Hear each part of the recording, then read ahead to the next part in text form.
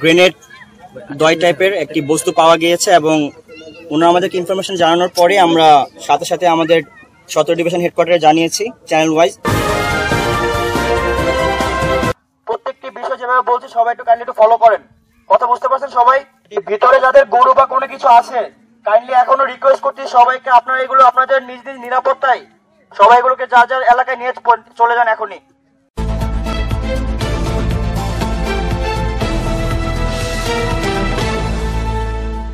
যদি জমিতে কারো কোনো গরু বা কোনো কিছু থাকে কাইন্ডলি আপনারা এগুলো নিয়ে যান। এটা 100 মিটার আশপাশে কোনো কিছু থাকা যাবে না।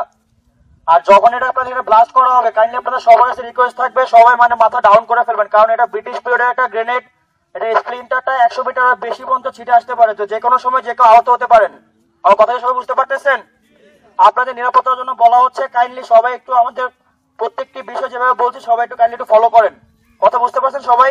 ভিতরে যাদের গরু বা কোনো কিছু আছে কাইন্ডলি এখনো রিকোয়েস্ট করছি সবাইকে, আপনারা এগুলো আপনাদের নিজ নিজ নিরাপত্তায় সবাই এগুলোকে যার যার এলাকায় নিয়ে চলে যান এখনই।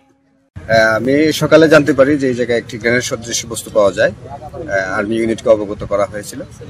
তো আমরা দেখতে পাচ্ছি যে আর্মি ইউনিট আসছে, ইতিমধ্যে ওনারা কার্যক্রম শুরু করছেন এবং ছবিতে যতটুকু দেখলাম যে এটা গ্রেনেড সদৃশ, পরিত্যক্ত কিনা বা এটা আসলে এটা কি এখনো তাজা আছে কিনা, ওনাদের যে বক্তব্য, আর্মির যে ডিসপোজাল ইউনিটের যে বক্তব্য, এটা হয়তো বা এখনো তাজা থাকতে পারে। এই জন্য ওনারা ডিসপোজাল করার জন্য প্রস্তুতি নিচ্ছেন।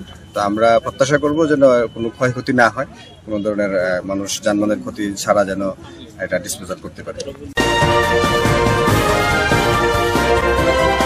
2 দিন আগে আমার শশার একটা প্রজেক্ট আছে, তো প্রজেক্টে আমি লেবার ফাটে কাজ করতে, তো একটা লেবার নাম হলো মন্নাক, কাজ করতে গিয়ে কোথাও কূপ দেওয়ার সময় একটা শব্দ হয়, লোহার একটা শব্দ হয়। তারপরে কুইরা এটা বাই করে মনে হয়তো ভাবছে এটা দামি কোনো একটা যে পণ্য হইব, আমার কাছে না দেখাইতেছে। তো আমি এটা দেখে, তো আমি একটু শিক্ষিত মানুষ, আমি এটা বুঝছি যে এটা হয়তো একটা গ্রেনেড বা বুম।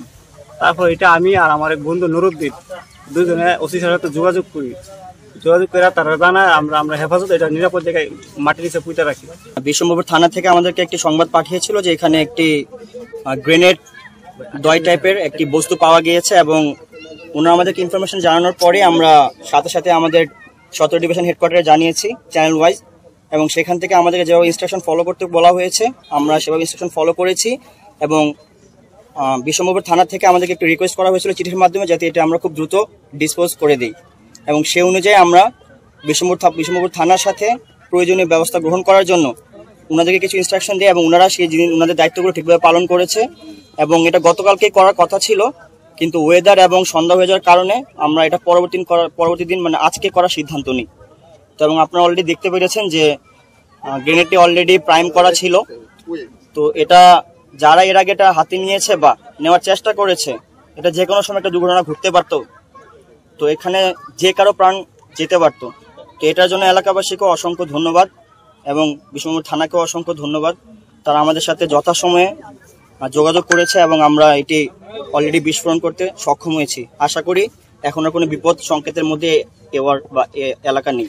এটা আমরা যতটুকু দেখেছি, এটা মডেলটা হলো K36 অথবা M36।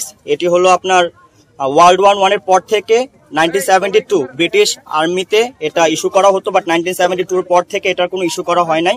তো ধারণা করা হচ্ছে এটা হয় ওয়ার্ল্ড ওয়ার 1 এর সময় অথবা এটি লিবারেশন ওয়ারের সময় এটা এখানে এসেছে কোনো এক মাধ্যমে।